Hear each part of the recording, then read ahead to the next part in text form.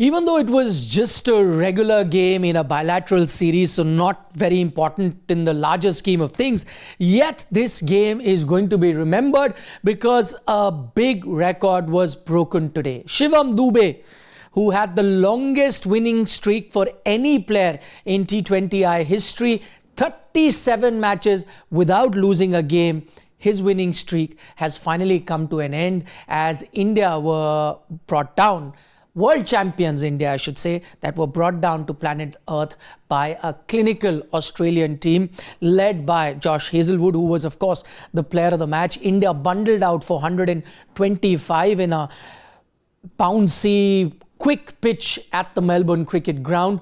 And Australia chased it down, even though they ended up losing a few wickets, but they chased it down with more than 6 overs to spare. So you'd have to say that they won this particular game on a canter. Now, the first thing that is being spoken about this game is the approach of the Indian batting team, bundled out for 125. Many saying that maybe India needed to respect the conditions and bat differently. I have a different opinion. I think this gung-ho approach, this aggressive approach by the Indian team is the one that has made them so successful, is the one that made them the champions in this format, is the one that has made them the most successful team, the number 1 ranked team in T20 cricket after winning that World Cup as well under Surya Kumar Yadav, all down to this approach. So the approach, I don't think, is a problem no matter the condition.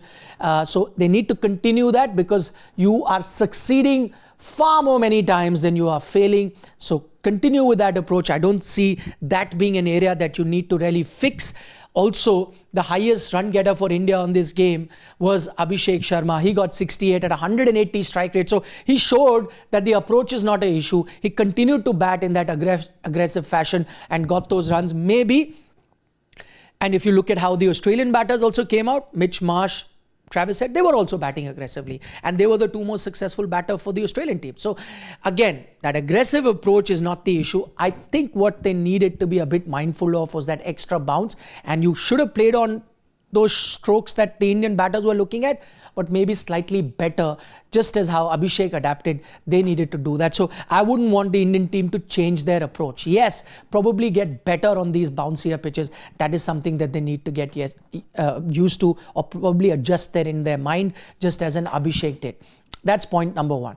Point number 2, lots of debate about Harshit Rana, as is the case after every encounter. Should he be in the team? He got 35 runs, but then leaked a lot of runs, economy higher than 13. Should he be even part of this squad, especially when Arshdeep is sitting out? While I agree that his contribution with the bat was decent enough, that is what allowed India to reach 125.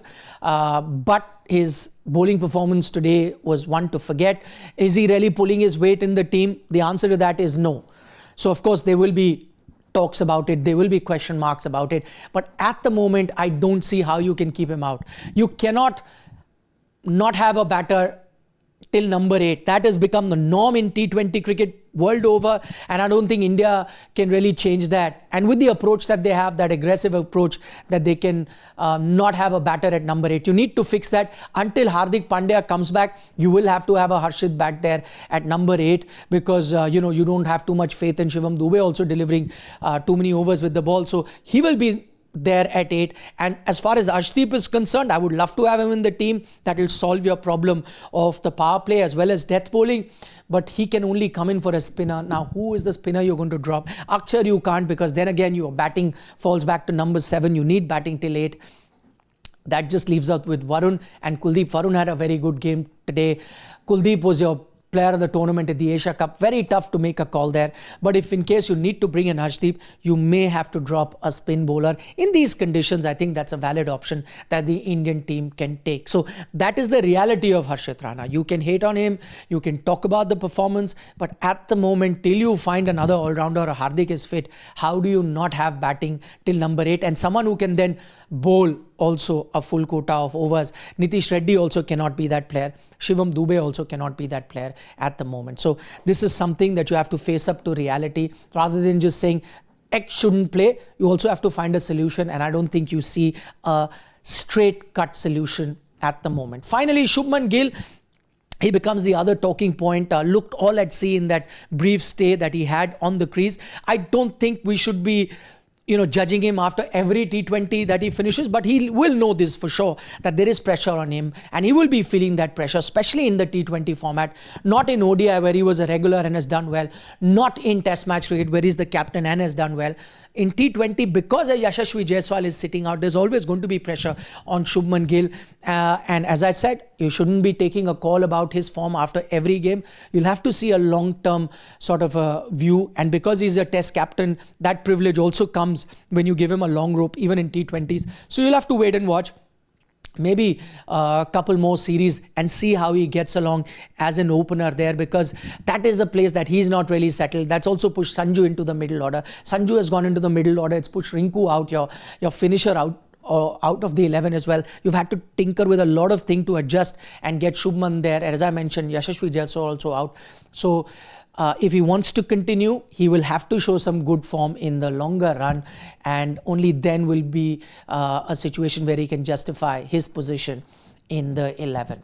That's all that we have on this match report. MCG, India has lost. Then from here on, you're going to grounds where there'll be smaller boundaries, maybe conditions more conducive to the Indian team. Let's see how this particular series pans out. Give us a like on the video if you're enjoying our content. Share it with your friends too. Nikhil Naz signing off.